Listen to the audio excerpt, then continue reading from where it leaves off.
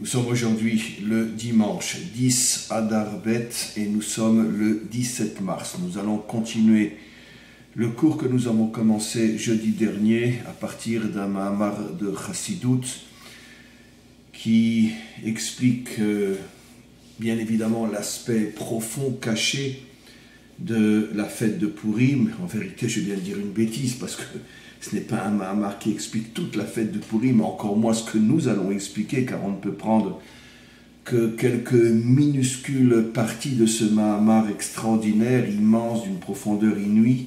Mais malheureusement, nous n'avons que quelques cours et nous ne pouvons prendre que l'ombre de ce que le Rabbi explique.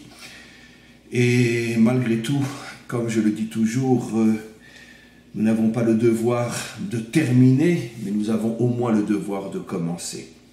Et ceux qui veulent et qui peuvent étudier ce Mahamar seul ou avec un maître qui pourra leur expliquer chaque partie de ce Mahamar, alors peut-être ils pourront se servir des quelques clés que je donne dans mes explications pour le comprendre mieux encore. Quoi qu'il en soit, je voulais juste répéter avant de commencer le cours que cette semaine, donc c'est la semaine de Purim, nous sommes très occupés. Il y aura cours donc aujourd'hui, ce matin, et demain le cours de chez K1, et mardi encore un cours, Be'ezrat Hashem, et après c'est fini parce que mercredi déjà on est la veille de Purim, et on rentre donc toute la fin de la semaine, qui serait une période de fête. La semaine prochaine, je serai absent, je serai en Israël et très occupé, 24 heures sur 24,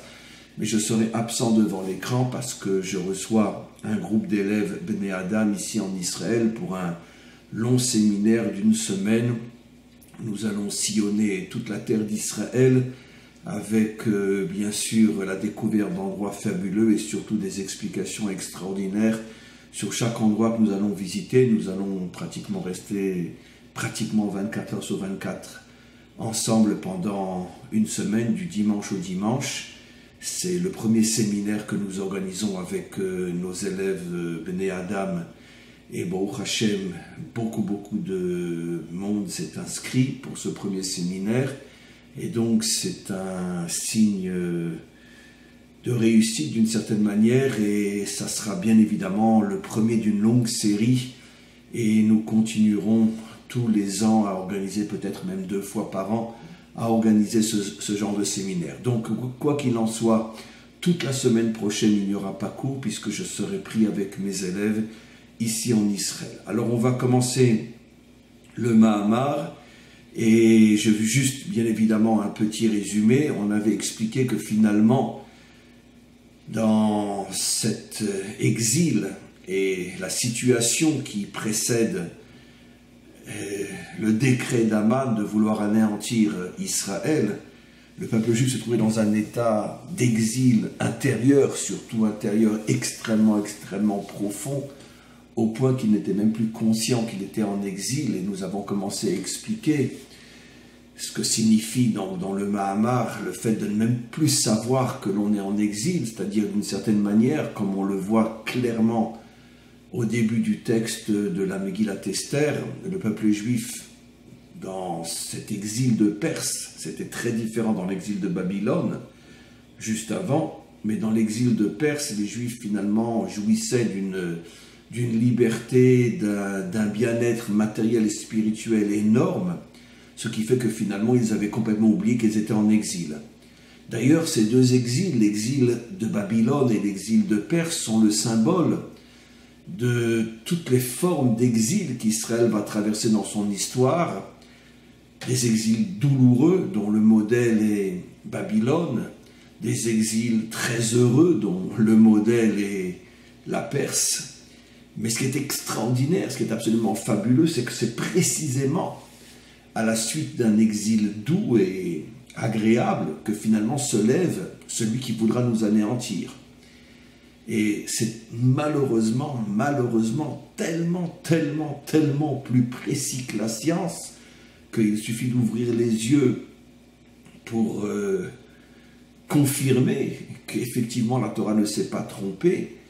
La montée du nazisme en Allemagne et les décrets d'Hitler de vouloir anéantir le peuple juif, toute cette période-là, donc, est précédée par des décennies d'un exil qui était devenu très, très, très doux, au point que finalement, et surtout les Juifs allemands, avaient complètement oublié qu'ils étaient en exil, en ce sens qu'ils s'assimilaient avec une telle facilité, avec une telle aisance, que si on leur avait dit qu'ils sont en exil et qu'il faut partir, et bien évidemment, ils auraient pris pour un fou furieux celui qui les aurait mis en garde, ou qui leur aurait dit que malgré tout, ils sont en exil et il faut qu'ils cherchent à quitter cet endroit. Parce que, comme on le sait, les quelques décennies qui ont précédé la Shoah, dans toute cette partie de l'Europe, mais surtout en Allemagne, plus que partout ailleurs, les Juifs bénéficiaient finalement d'une tolérance, d'une acceptation unique dans toute l'Europe. Et c'est vraiment le dernier endroit où ce serait attendu que puisse monter le nazisme. Malheureusement, tout était déjà écrit, tout était déjà prévu. Malheureusement, ça fait des siècles et des siècles qu'on étudie la Torah, mais malheureusement, on ne sait pas l'étudier. C'est-à-dire que quand la Torah nous transmet des enseignements d'une puissance, d'une véracité inimaginable, rares sont ceux qui les voient, même si on étudie énormément la Torah. Et c'est quelque chose d'absolument incompréhensible, comment depuis des millénaires le peuple juif revient sur les mêmes erreurs et n'apprend pas de l'histoire. Je ne parle même pas d'apprendre de la Torah, parce que tout est clair, tout est dit dans la Torah, mais apprendre de l'histoire. Et on voit aujourd'hui, encore une fois, après la Shoah, que tout recommence comme si rien ne s'était jamais passé. Les communautés juives aux États-Unis, les communautés juives en Europe, où finalement, heureux comme un juif en exil. Et c'est précisément dans ce genre de situation, heureux comme un juif en exil, que se préparent les pires catastrophes. Et tout ça, c'est le modèle, bien sûr, de ce qui se passe en Perse, puisque la Torah est le plan fondamental, plus précis encore que la science, le plan fondamental de toute l'histoire du monde et surtout de l'histoire du peuple juif. Sachez que quand tout va bien, c'est là que se préparent les pires des catastrophes. Et donc, c'est la situation, encore une fois, en Perse. C'est la raison pour laquelle le rabbi explique que l'expression « balayla ha'u », c'est-à-dire que la nuit était complètement cachée. Non seulement on était dans une nuit totale, puisqu'on est en exil, et un juif qui n'est pas sur sa terre est dans une obscurité totale, mais en plus, l'obscurité était cachée au point, c'est les mots que le rabbi utilise, ils ne sont pas de moi, que chez Samim Rocher Léor, qu'ils en étaient arrivés à transformer l'obscurité en lumière. Ça veut dire presque se sentir mieux encore en Perse qu'à Jérusalem. Et d'ailleurs, c'est ce qui s'est passé aussi sur le plan historique, puisque n'oublions pas que quelques années auparavant, le roi Cyrus, le premier roi de Perse qui avait donc sauvé, libéré Israël de l'exil de Babylonie en détruisant la Babylonie, pas pour les Juifs, mais entre autres les Juifs en ont profité.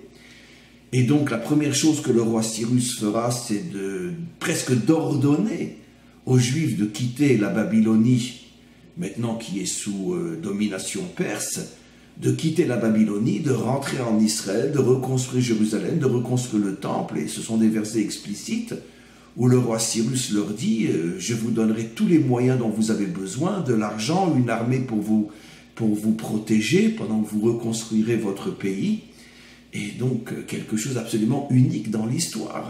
Un roi non-juif qui propose de donner de l'argent, des soldats, pour que les Juifs puissent reconstruire leur terre. Ça ne s'est pratiquement jamais vu dans l'histoire, en tout cas pas d'une manière aussi absolument incroyable. Et malgré tout, il n'y a qu'une très petite partie d'Israël qui accepte de quitter la Babylonie perse pour rentrer en Israël. Pourquoi? Parce que depuis que les Perses se sont emparés de tous les endroits où les Juifs souffraient avant la victoire des Perses, tout d'un coup, leur vie est transformée en véritable paradis. il prospère, il réussit dans tous les domaines, sur le plan matériel, sur le plan spirituel. Donc ils ne veulent plus du tout rentrer, en se disant, bon, ça fait des années qu'on souffrait sous le régime babylonien, maintenant on a un petit peu de répit, profitons-en. Et donc c'est ce qui se passe, c'est la raison pour laquelle quand Ezra va essayer de rassembler autour de lui ceux qui veulent quitter la Babylonie perse, il va se retrouver avec quelques milliers de personnes. Et les millions restent en Babylonie. Et le temple est reconstruit par cette minorité, et pendant toute la période du deuxième temple, jusqu'à l'exil de Rome, finalement, une très très très petite minorité de Juifs vivaient en Israël. La grande majorité n'avait pas rejoint Ezra et avait commencé à partir de la Babylonie perse, la majorité sont restés là-bas, mais ils ont commencé une grande partie finalement à se partir dans d'autres endroits, et c'est là que l'exil a véritablement commencé. C'est-à-dire que finalement l'exil n'a pas véritablement commencé avec le 4e, avec l'exil de Rome. L'exil avait déjà commencé avec l'exil de Babylonie, et on n'est jamais véritablement sorti de cet exil-là. Donc quoi qu'il en soit, c'est ce qu'on a expliqué la dernière fois, et comme quoi finalement, lorsque le peuple juif transforme l'obscurité en lumière et se sent très très bien en exil, c'est là qu'il prépare les pires des catastrophes qui risquent de lui tomber sur la tête. Et on va continuer maintenant. On est dans le 2e chapitre. Bien évidemment, mon cœur saigne et pleure de savoir qu'on ne pourra pratiquement rien expliquer, on n'a pas suffisamment de temps, mais bon, on essaye de toucher les points les plus importants. On va lire un petit peu. Ou Mamshir de Mahamar, le Mahamar continue et dit, des Eshebalaïla ou Nadeda Shnata Meler, Malko Shelolam, qu'on a expliqué que tout était parti sur le verset qui dit que en cette nuit, le roi n'est pas arrivé à dormir. Et le roi fait allusion, bien évidemment, pas seulement à Achashverosh, mais au maître du monde, qui, d'une certaine manière, refusait de dormir. Il a cassé la nuit, d'une certaine manière, la nuit de l'exil. Je tiens juste à faire remarquer, parce que c'est très important, et on le verra encore une fois par la suite, qu'il n'est pas dit que le roi s'est réveillé, comme dans un autre verset qui dit « Iné lo yanun velo yishan ». Il ne dort pas, il ne somnole pas. Ou bien d'autres versets qui disent « Itoreri, itoreri, réveille-toi, réveille-toi », ou des versets qui disent clairement que le maître du monde se réveille pour qu'il puisse y avoir la délivrance. Ici, ce n'est pas le cas. Simplement, il est dit « Nodedo shnata meler », ça veut dire que finalement, il ne s'est pas laissé s'endormir, mais ça ne veut pas dire qu'il était véritablement éveillé. C'est très très important cette nuance-là, parce que même dans un autre verset qui dit « Iné lo yanud velo yishan », il ne dort pas. C'est vrai qu'il n'est pas dit non plus « il est éveillé », parce que l'éveil fait allusion à la délivrance, et le verset qui dit que Dieu ne dort pas fait aussi allusion au fait que Dieu nous protège pendant l'exil, mais malgré tout on est en exil, mais là c'est encore un niveau en dessous. Nadeda Shnata Meler, tout le monde, celui qui comprend l'hébreu, comprend que ça veut dire que finalement il faisait tout pour ne pas s'endormir, mais ça ne veut pas dire qu'il ne dormait pas du tout, et encore moins qu'il était réveillé. Malgré tout, on a commencé à voir dans le précédent cours que c'était en soi un miracle fabuleux, parce que dans la mesure où le comportement d'Hachem en haut dépend de notre comportement à nous en bas, dans la mesure où nous on était complètement endormis au point de penser qu'on n'était pas endormi du tout, ça veut dire on était comme quelqu'un qui dort et qui rêve qu'il est éveillé et qui ne se rend même plus compte qu'il est en train de dormir et de rêver. Donc à partir du moment où Hachem a créé le monde avec des règles bien précises, que son comportement est directement lié au nôtre, si nous dormons au point de ne même plus sentir que nous dormons, comment lui en haut essaye de lutter contre le sommeil? D'ailleurs, on comprend pourquoi il essaye de lutter contre le sommeil, parce que normalement, il est lié aux propres règles qu'il a lui-même créées et gravées dans son monde. Et si vous dormez, je dors. Donc finalement, il doit faire un effort pour ne pas dormir. Évidemment, on comprend pourquoi, puisque le peuple juif est à quelques jours de sa première Shoah, dans la mesure où les décrets ont déjà été émis, que toute l'armée de Haman se prépare à détruire Israël. Israël continue à dormir comme si de rien n'était. On va voir quelque chose de fabuleux dans quelques instants. Et donc il faut qu'Hachem, finalement, s'il veut vraiment sauver son peuple, fasse quelque chose pour ne pas dormir lui aussi, sinon ça va être la catastrophe. Et où est le miracle, encore une fois? C'est que le fait qu'il se force à ne pas dormir va à l'encontre des règles que lui-même a fixées. Si vous dormez, je dors. Alors, bien évidemment, le Mahamar essaye d'expliquer, mais pourquoi finalement va-t-il à l'encontre des propres règles qu'il a lui-même fixées? Pourquoi fait-il un effort pour ne pas dormir, puisque en bas tout Israël dort? Alors là, le texte va dire quelque chose d'assez incompréhensible. Naasé, ça s'est produit, ce refus de dormir en haut, à l'aider à Messirut Nefesh d'Israël, parce que en bas, une grande partie des Bnei Israël était dans une situation de Messirut Nefesh, mot à mot, ça veut dire de don de soi. Ils étaient prêts à donner leur vie. Mais mes chers Kol Hashana, depuis le début des décrets, depuis presque un an, et Vetsarir Lehavin. Alors, cette phrase est incompréhensible parce que c'est bien sûr quelque chose qui est tiré, une explication qui est tirée des maîtres d'Israël qui disent que depuis le décret, je vais expliquer bien sûr, depuis les décrets qu'Aman avait formulés, où clairement il avait annoncé la destruction d'Israël, une grande partie d'Israël s'était réunie autour de Mordechai, mais Messirut Nefesh. Alors Messirut Nefesh, c'est très difficile à traduire, don de soi, c'est pas qu'ils avaient pris des armes et ils étaient prêts à se battre, puisque évidemment, ils n'avaient ni armes, ni possibilité de se battre, ni même possibilité de se protéger, et comme les Juifs pendant la Shoah. Donc, c'est quoi cette Messirut Nefesh? Alors, il faut le comprendre sur un plan plus spirituel, que Mordechai est arrivé à réveiller, si j'ose dire, des milliers de Juifs et les a amenés à se renforcer dans la confiance en Dieu, surtout dans l'accomplissement encore plus rigoureux des commandements, dans l'étude de la Torah, dans la prière. Et alors que, comme l'enseignent nos maîtres, parmi les décrets que Haman avait formulés, il y en avait un aussi qui interdisait le rassemblement des Juifs pour étudier la Torah ou pour prier ensemble ou pour accomplir ensemble les commandements. Et c'est dans ce domaine-là qu'on parle donc de Messirut Nefesh, de don de soi, parce qu'il savait qu'il se mettait en danger, parce que la police de Haman sillonnait tous les quartiers juifs pour voir si les synagogues étaient fermées, si les centres d'études étaient fermés, et ils ont vu tout le contraire. Ils ont vu que les Juifs ne tenaient absolument pas compte du décret qui les interdisait de se réunir pour prier, étudier la Torah et accomplir les commandements tous ensemble pour qu'il y ait plus de force, plus de motivation. Et donc les synagogues étaient pleines, les centres d'études étaient remplis, et les policiers rentraient, ils voyaient ce qui se passait, et les Juifs n'arrêtaient ni de prier ni d'étudier, en sachant que peut-être que c'était leur dernière prière ou leur dernière étude, parce que l'armée allait venir et les exterminer. Malgré tout, ça ne s'est pas produit, parce que comme Haman, d'une certaine manière, était pratiquement certain que de toute façon, à la date qu'il avait fixée, il allait exterminer tout le monde, bon, il n'avait pas envie de faire des actions ponctuelles dans cette synagogue ou dans ce centre d'études. Il s'est dit, de toute façon, je vais tous les liquider le même jour, le jour que j'ai fixé pour détruire toutes les communautés juives de Perse. Et donc, c'est vrai qu'il n'est pas intervenu avant, mais ça, les Juifs ne pouvaient pas savoir s'il va, oui, intervenir ou pas intervenir.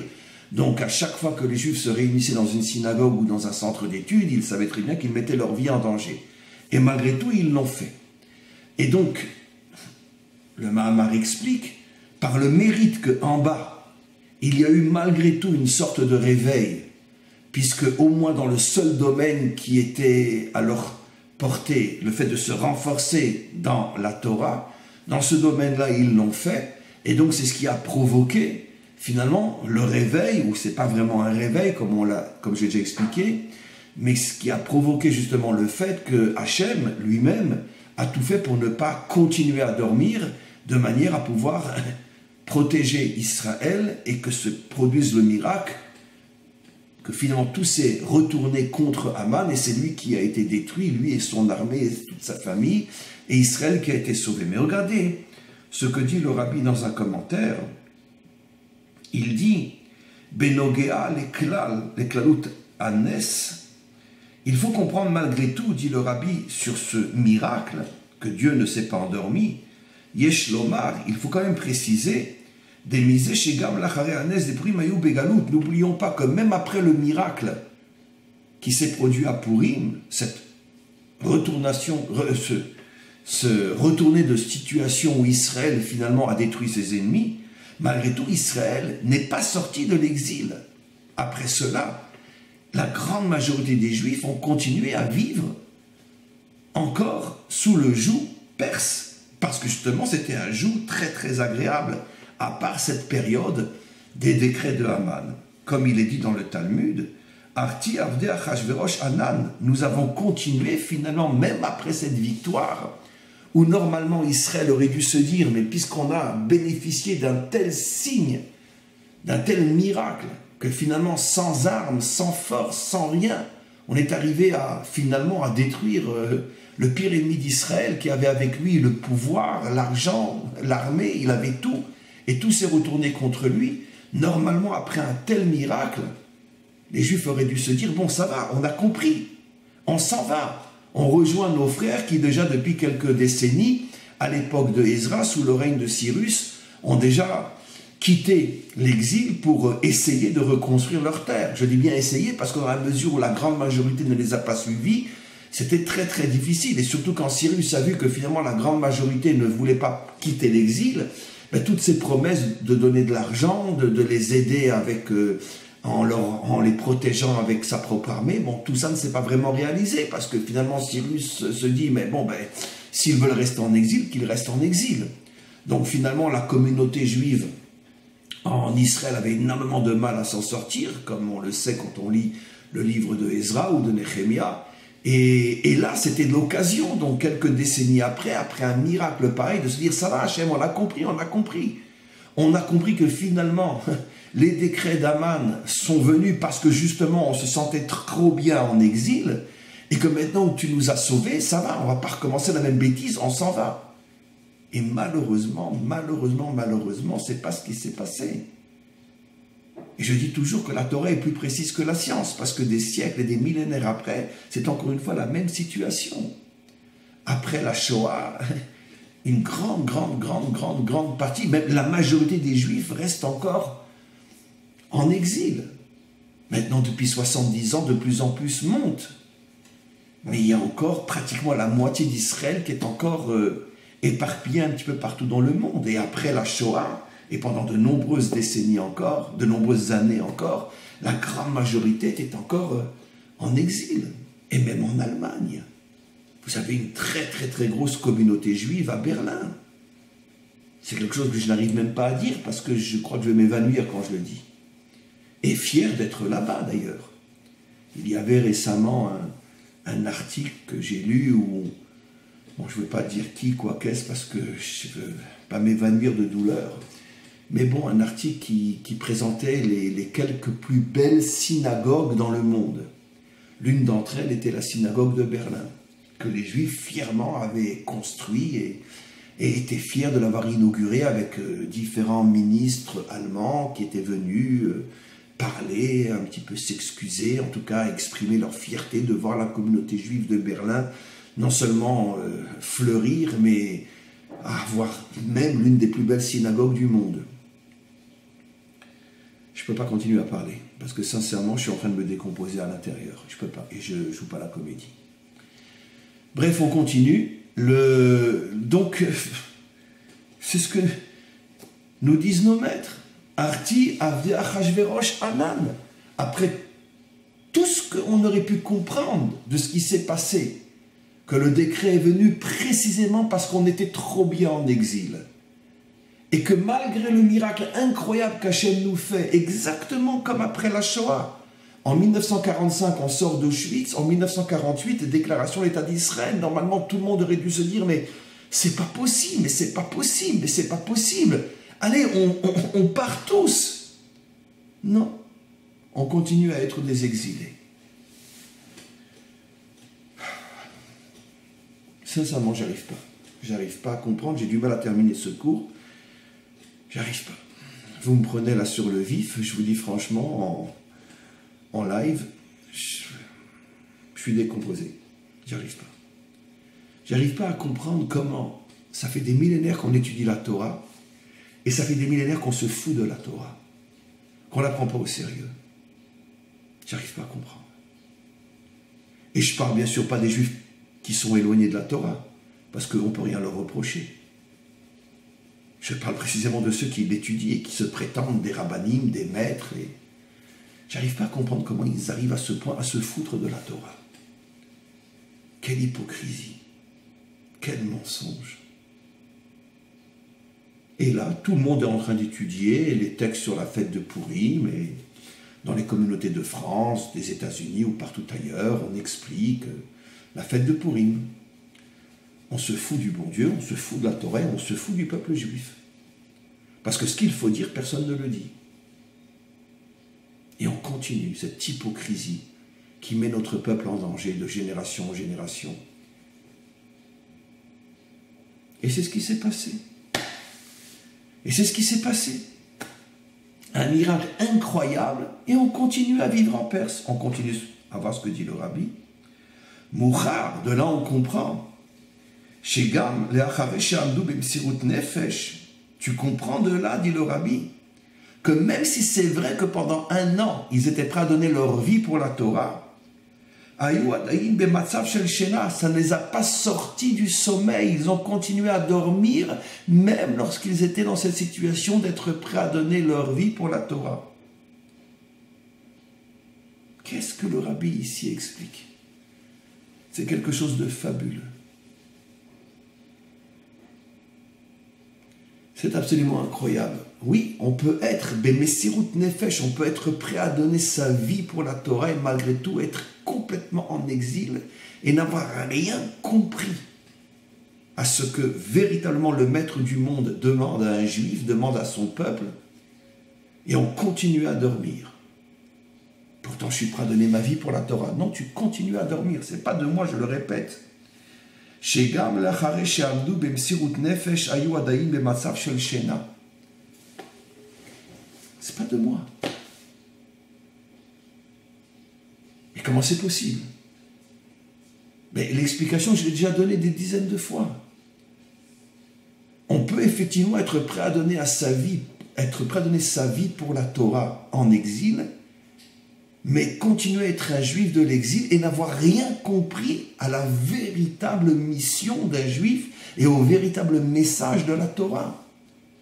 C'est-à-dire qu'en vérité, tu n'étais pas prêt à donner ta vie pour la Torah, tu étais prêt à donner ta vie pour la religion juive, mais pas pour la Torah, pour la religion juive. Oui. Quand il y a eu les conflits terribles, sanglants entre les catholiques et les protestants, des milliers de protestants ont donné leur vie pour leur foi. Partout dans le monde, lorsque une religion est attaquée par la majorité et qu'elle est minoritaire, et c'est pas seulement la religion juive, on a vu dans toute l'histoire des croyants être prêts à donner leur vie pour leur foi, même pour leurs idées politiques, pas seulement pour leur foi. Bien évidemment. Dans toute l'histoire, et ce n'est pas spécifiquement juif, un homme sincère qui croit en ce qu'il croit est prêt à donner sa vie pour ce qu'il croit. C'est vrai pour la foi, c'est vrai pour les idéaux politiques. Martin Luther King n'a pas donné sa vie pour sauver la population noire qui était opprimée, qui était humiliée. Non. Et donc on peut très bien comprendre que les religieux juifs fassent la même chose pour leur religion juive. Mais ça n'a rien à voir avec la véritable prise de conscience de ce que c'est la Torah. La Torah n'est pas une religion. La première parole qu'Hachem adresse à Abraham, c'est « va vers la terre que je t'indiquerai ». Comme je l'expliquais déjà dans des dizaines de cours, lorsque Hachem s'adresse à Moshe, le premier libérateur, et il lui dit ce qu'il faudra dire aux enfants d'Israël, il ne lui parle jamais, jamais, jamais, jamais, jamais, jamais du don de la Torah. La seule chose explicite qu'il lui dit, va dire aux enfants d'Israël que je vais accomplir la promesse faite au Père, je vais faire de vous une nation sur sa terre. Le seul véritable, unique projet de la Torah, c'est de faire de nous une nation sur notre terre. Maintenant, le moyen d'y arriver, les instruments pour y arriver, sur le plan spirituel et moral, c'est l'accomplissement des commandements et tout ce que cela signifie. C'est le moyen, ce n'est pas le but, comme je l'expliquais dans des dizaines de cours. Nous ne pouvons pas devenir la nation d'Hachem sur notre terre sans la Torah. Mais ce n'est pas la Torah le but, la Torah est le moyen d'accomplir le but qui est de devenir une nation sur notre terre. Et là, qu'est-ce qui s'est passé en Perse? Les Juifs étaient prêts à mourir pour la Torah. Mais pour la Torah en tant que religion, comme un musulman est prêt à mourir pour le Coran, comme un protestant est prêt à mourir pour sa foi, comme un catholique est prêt à mourir pour sa foi, et comme un communiste est prêt à mourir pour sa foi, comme n'importe quel idéaliste est prêt à mourir pour sa foi. Ça n'a rien de spécifiquement juif. Nous sommes de très très très très très loin les seuls à être prêts à mourir pour notre foi. C'est un phénomène humain connu et reconnu dans le monde entier. C'est ça ce que nous explique ici le Rabbi. Ils ont continué à dormir malgré le fait qu'ils étaient prêts à mourir pour la Torah. Ils étaient prêts à mourir pour une religion, pas pour la Torah. Parce que partout dans le monde, la Torah n'est plus la Torah. Elle est uniquement une religion, comme une autre. Le seul endroit où la Torah deviendra ou redeviendra la Torah, c'est lorsque nous serons une nation qui se reconstruit sur notre terre avec la Torah. Mais en dehors de notre terre, ça ne peut être au plus qu'une religion.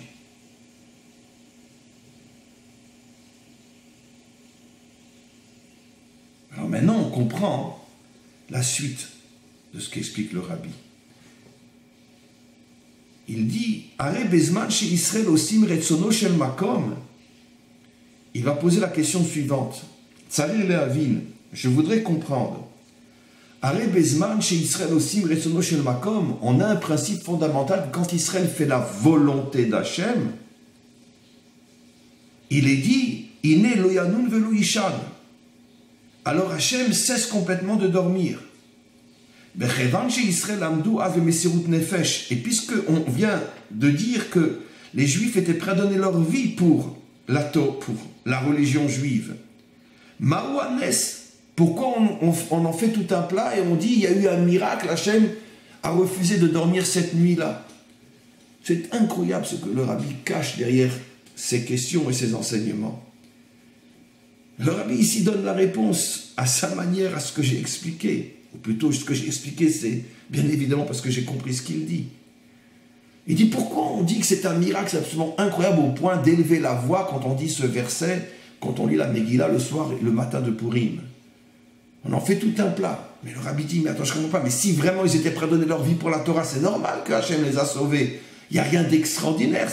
De la même manière qu'il y a un principe fondamental que le maître du monde a fixé dans la création du monde, c'est que selon votre comportement, je me comporte, dans le bien comme dans le mal. Si vous dormez, je dors, si vous vous réveillez, je me réveille. Donc, ce n'est pas un miracle, dit le Rabbi. C'est clairement ces mots. Il dit, Maouanes, pourquoi parle-t-on de miracle? Ce n'est pas un miracle. Ça fait partie des règles que le maître du monde a fixées dans la création de son monde. C'est pas un miracle lorsque tu lâches une pierre qu'elle tombe vers le bas. C'est pas un miracle quand tu mets ta main dans l'eau qu'elle est mouillée, quand tu mets ta main dans le feu qu'elle est brûlée. C'est pas un miracle. De la même manière, dit le Rabbi, c'est pas un miracle que Hachem nous sauve lorsqu'on est méritant. Alors où est le miracle? Alors on a commencé à l'expliquer en lisant ce petit paragraphe qui est en dessous du texte où le Rabbi précise certaines notions. Il dit parce que la preuve que c'était pas véritablement... Ils n'ont pas véritablement fait la volonté d'Hachem. Ils étaient prêts à mourir pour leur foi, pour leur religion. Mais être prêt à mourir pour sa religion, ça n'importe quel homme peut le faire et doit le faire sur terre. Ça n'a rien de spécifiquement juif. Donc ils n'ont pas véritablement fait la volonté d'Hachem. Et ce n'est pas encore une fois pour la Torah qu'ils étaient prêts à mourir, mais pour leur religion juive. Et la religion juive n'a rien à voir avec la Torah. Strictement rien à voir. Voilà ce que le Rabbi nous révèle ici.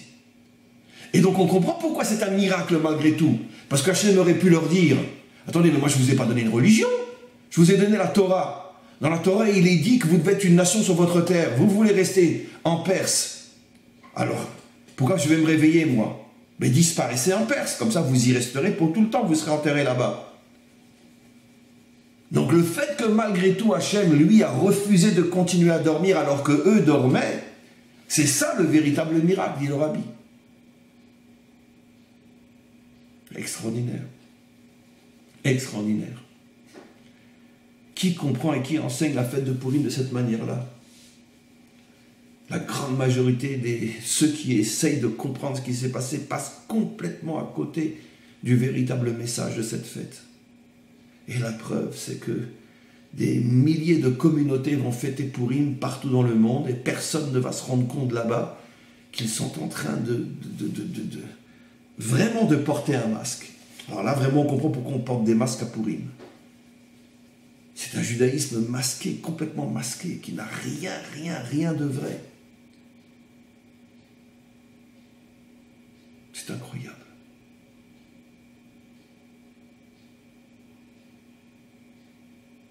On continue. Je veux maintenant rentrer plus en profondeur. On va lire un passage important. On sait que, selon les codes bibliques et thoraïques, le mot Yom, le jour, fait toujours allusion à un dévoilement, par définition. Le jour, on voit. Le mot Laïla, la nuit, fait toujours allusion à un voile.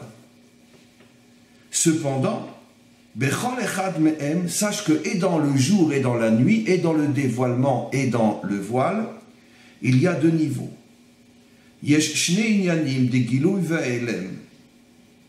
Il y a, je ne vais pas tout lire, je lis l'essentiel, il y a et dans le jour et dans la nuit une notion de dévoilement et une notion de voile. C'est-à-dire on peut avoir un jour dévoilé et un jour voilé. On peut avoir une nuit voilée et une nuit dévoilée. Alors pour la nuit voilée et la nuit dévoilée, ça on l'a déjà expliqué. Une nuit dévoilée, c'est quand je souffre, mais je sais que je souffre. Je suis en exil, je sais que je suis en exil. Je suis loin de la Torah, je sais que je suis loin de la Torah. Je suis loin d'Hachem, je sais que je suis loin d'Hachem. Et dans d'autres domaines, mon couple ne va pas du tout, je sais qu'il ne va pas du tout. Et dans tous les autres domaines de ma vie, j'ai un problème, je sais que j'ai un problème. J'ai un problème, c'est la nuit, mais c'est une nuit dévoilée. Je sais que j'ai un problème. C'est déjà en soi le début de la réparation. Maintenant, qu'est-ce que c'est une nuit voilée? J'ai un problème de couple, je ne le sais pas. Je suis loin de la Torah, je ne le sais pas. Je suis loin d'Hachem, je ne le sais pas. Je suis en exil, je ne le sais pas. Maintenant, pour le jour, qu'est-ce que c'est un jour visible? Eh bien, ça va bien, je le sais. Je suis proche d'Hachem, je le sais. Je suis proche de la Torah, je le sais. Hachem s'occupe de moi, je le sais. Hachem me protège, je le sais. Etc., etc. Mon couple va bien, je le sais. Qu'est-ce que c'est un jour voilé? Eh bien, c'est qu'Hachem est en train de me faire des choses extraordinaires et moi, je ne le vois pas. Il est en train de me préparer une délivrance extraordinaire et moi, je ne le vois pas. Mon peuple est en plein processus de délivrance, mais je ne le vois pas. La délivrance a déjà commencé, mais je ne le vois pas. Je continue à croire que je suis toujours en exil. Voilà ce que c'est un jour voilé. On comprend qu'en Perse, on était dans une nuit voilée. Parce que même quand on s'est réveillé et qu'on était prêt à mourir pour la Torah, comme je l'ai expliqué grâce au Rabbi, on était pas prêt à mourir pour la Torah, mais pour la religion juive. Ce qui n'a rien à voir avec la Torah. Donc on était véritablement dans une nuit voilée. Balaïla Haou, dit le verset. Maintenant le Rabbi va expliquer, j'ai sauté pas mal de choses, il explique quelque chose d'extraordinaire en ce qui concerne le jour visible et le jour voilé. Il dit, on remarque qu'en ce qui concerne la sortie d'Égypte, il est dit, il est dit, ils sont sortis dans ce jour. Et donc, Ayom, c'est-à-dire que la délivrance était claire, parce que c'est dit Ayom, et c'est marqué Azé. Et le Rabbi explique, quand il est dit Azé, ça veut dire que c'est visible. Quand c'est marqué Aou, comme on l'a déjà vu, ça veut dire que ce n'est pas visible. Il y a parfois une expression qui dit Bayom Azé, ça veut dire le jour est visible, et une expression qui dit Bayom Aou, le jour n'est pas visible. C'est-à-dire, la délivrance est visible ou elle n'est pas visible. Le Rabbi explique, la sortie d'Égypte est sous le signe de Bayom Azé. Ça veut dire que tous ceux qui sont sortis étaient conscients véritablement qu'il s'agissait véritablement d'une véritable délivrance dont le meneur, le leader, était le maître du monde. Regardez ce que le Rabbi va expliquer. Ube Geoula Atida. Mais pour la délivrance finale, la délivrance que tout le monde, que beaucoup continuent à attendre alors qu'elle a commencé depuis longtemps, et pourquoi personne ne la voit, le Rabbi le explique. Khtiv, il est dit, Ve'amar Bayom Ahu. Au sujet de la délivrance finale, il est dit, Bayom Ahu, que la délivrance, le jour sera caché. Parce que la délivrance de la sortie d'Égypte, elle était visible en bas, alors que la délivrance finale, elle, pendant très longtemps, ne sera visible qu'en haut, mais en bas, on ne verra rien. C'est à pleurer. C'est à pleurer comment le Rabbi ici dévoile des choses qui sont d'une actualité qui est plus brûlante que le feu, d'une précision qui est plus précise que la science. C'est absolument incroyable. Jusqu'à aujourd'hui, effectivement, nombreux sont ceux qui continuent à attendre le Mashiach. Et surtout qui continuent à penser que rien n'a commencé. Alors que ça fait des décennies que la délivrance non seulement a commencé, mais qu'on est aujourd'hui dans les phases les plus avancées et les plus proches du dévoilement final. Mais nombreux sont ceux qui continuent à attendre que le Mashiach vienne et commence la délivrance. Le Rabbi nous prévient, sache que la délivrance finale se fera sur le modèle de Bayom Ahu. Le jour sera là, mais personne ne le verra. Ou seuls ceux qui sont vraiment méritants le verront. Ceux qui sont capables de déchirer le voile le verront. Mais les autres continueront à dire l'an prochain à Jérusalem. Voilà ce que le Rabbi explique ici. Je tiens juste à préciser quelque chose d'absolument important. Sur le personnage du Rabbi lui-même, il y a tellement de questions qui, d'une certaine manière, contredisent des enseignements incroyables tels que je les explique. Le Rabbi lui-même n'est jamais monté en Israël. Pourquoi? Il y a des réponses extraordinaires à cela. Mais j'ai volontairement pas envie d'y répondre. Je n'ai pas envie de faire ce cadeau. Je répondrai simplement d'une autre manière, en disant que les grands justes, les grands maîtres, leur vie dépasse la compréhension de 99,9% du peuple. Parce qu'ils sont à un niveau tel que même leur propre vie est incompréhensible, surtout parfois par rapport à leurs propres enseignements. Moi, je n'ai pas de questions, parce que j'ai les réponses. mais je ne vois pas l'utilité de le révéler aujourd'hui. Mais quoi qu'il en soit, c'est fabuleux de voir un homme qui lui-même n'est jamais monté en Israël. Il aurait pu s'y installer, il ne l'a jamais fait, et pourtant il a des enseignements, lorsqu'on a le mérite de les comprendre, qui d'une certaine manière contredisent toute sa vie, bien qu'il n'y a strictement aucune contradiction, pour les quelques 2, 3, 10 personnes dans le monde qui sont capables de comprendre pourquoi il n'y a pas de contradiction. À mon avis, il n'y en a pas plus que 5, 6 dans le monde. Mais quoi qu'il en soit, l'enseignement est fabuleux. La délivrance finale se fera sous le signe de Bayom Ha'ou. La délivrance sera là, elle sera déjà fortement entamée, mais personne ne le verra. Ou rares sont ceux qui le verront. J'ai déjà expliqué dans de nombreux cours pourquoi.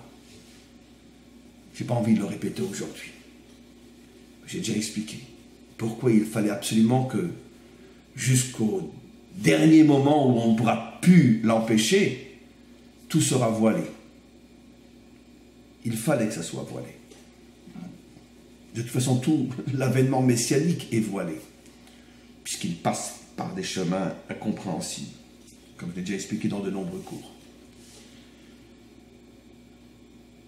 Mais on comprend donc pourquoi finalement la délivrance finale s'appelle Bayom Ha'ou. Le jour sera là, mais rares sont ceux qui le verront. Et l'exil en Perse s'appelait Balayla Ha'ou. C'était la nuit et personne ne la voyait. Ça veut dire que là, la délivrance finale, on parle d'un jour que personne ne voit, enfin que rares sont ceux qui voient que c'est le jour. Et dans l'exil de Perse, on parle de la nuit et rares sont ceux qui voient que c'est la nuit. Ce sont les deux extrêmes finalement. Mais d'un autre côté, comme l'explique le rabbi dans la suite de ce Mahamar, quand on est dans une situation de Ha'ou, qu'il y a un voile, c'est là que finalement la lumière cachée est la plus grande. Parce que même dans Laïla Ha'ou, qui était la situation en Perse, la lumière était tellement cachée que les Juifs ne savaient même pas qu'ils étaient en exil, comme on l'a expliqué pendant ce cours. Mais la lumière était fabuleuse, parce que plus le voile est grand dans ce monde, plus la lumière est énorme. C'est aussi l'une des raisons de l'explosion de joie qu'il y a à Pourim, qui dépasse l'entendement. Parce que tout d'un coup, il y a eu comme une sorte de rayon qui a traversé le voile, rayon de cette lumière infinie qui a traversé le voile, et les Juifs ont ressenti une explosion de joie inimaginable. Plus la chose est voilée, et plus elle cache une lumière inimaginable. Le Rabbi explique dans ce Mahamar, plus loin, comme je l'ai expliqué déjà au nom du Baal Hatanya dans différents cours, qu'en vérité l'obscurité n'existe pas, c'est simplement une lumière qui est trop forte et qui nous aveugle. Plus la lumière est forte, plus elle nous aveugle et plus on a l'impression d'être dans l'obscurité. Mais la notion d'obscurité n'existe pas, dans le sens profond du terme. C'est ou une lumière que tu vois ou une lumière qui t'aveugle. Et donc précisément lorsqu'on est dans une situation où à nos yeux on ne voit rien, c'est précisément là que se prépare une lumière inimaginable. C'est ce qui s'est passé encore une fois à Pourim, l'explosion inimaginable de joie.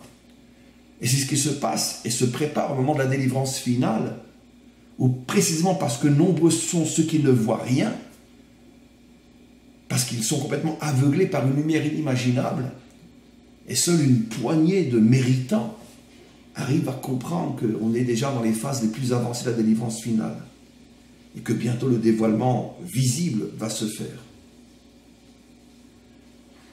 Voilà, encore un cours d'une importance extrême, au plus profond de moi j'espère, et c'est le but unique de ce genre de cours, que ce cours arrivera à réveiller quelques Juifs qui sont encore perdus dans la nuit de l'exil et qui ne se rendent même pas compte à quel point ils sont perdus, surtout si tout va bien sur le plan matériel, sur le plan spirituel.